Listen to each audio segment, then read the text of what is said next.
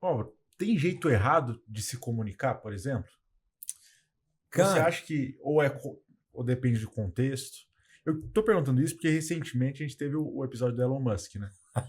Que se você tira de contexto, fica uma coisa estranha. Cada um tá falando uma coisa. Você acha que tem momento errado de. cara, do Elon Musk, vai. Acho que para ele foi certo, porque ele falou para os dele. Bicho, o cara é neto de nazista. O pai dele se mudou para a África do Sul porque simpatizava com o apartheid. Ele comunicou certo para os dele.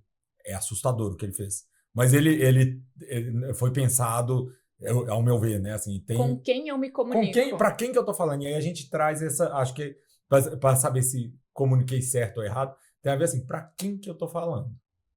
Fundamental saber quem tá do lado de lá. Né? A gente brinca muito o Pedro da Circuito Saber quando a gente tá criando coisa para redes sociais, a gente fala, legal, mas ficou absurdo. Como que eu falo isso para a mãe do Romário?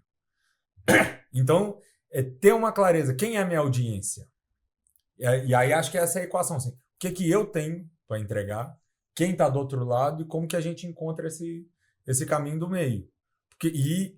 Assim, o certo e errado para mim é um conceito meio perigoso, que eu acho que o tempo inteiro é o golfinho com sonar, sabe? Você mandou, bateu, voltou. O que voltou? Pá, pá, pá.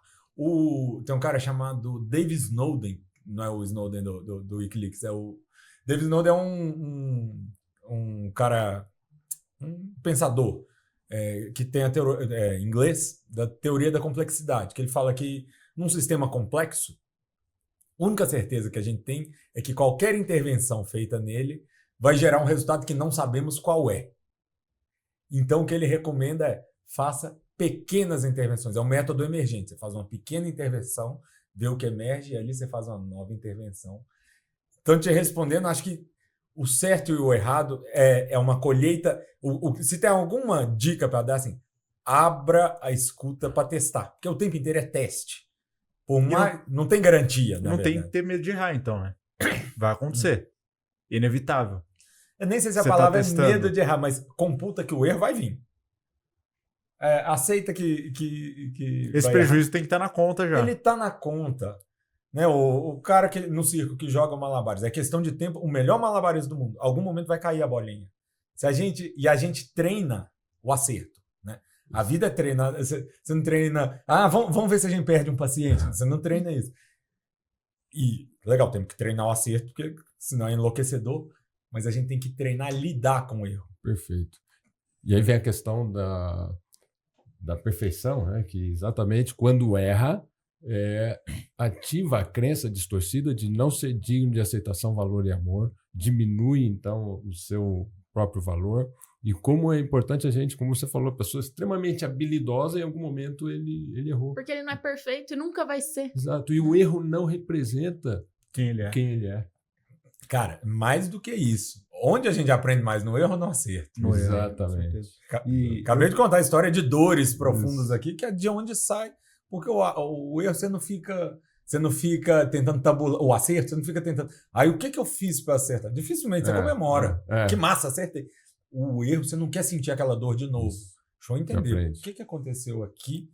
E ali saem uns aprendizados geniais. Mas tem um outro lado que eu me coloco nessa experiência, que quando eu errava, principalmente, às vezes eram pequenas coisas, errava o tom da voz, falava um pouquinho mais alto e soava inadequado. Né? Eu me sentia inadequado. Eu resumia a minha existência à inadequação, porque não foi perfeito. Então tem que se permitir o erro para se permitir o aprendizado. Perfeito. E aí a dica boa é separar o verbo to be, que em inglês é um só, mas a gente separa o ser do estar. E esse é o perigo. Eu fui inadequado. Naquele momento eu estive inadequado. Eu não sou uma pessoa inadequada.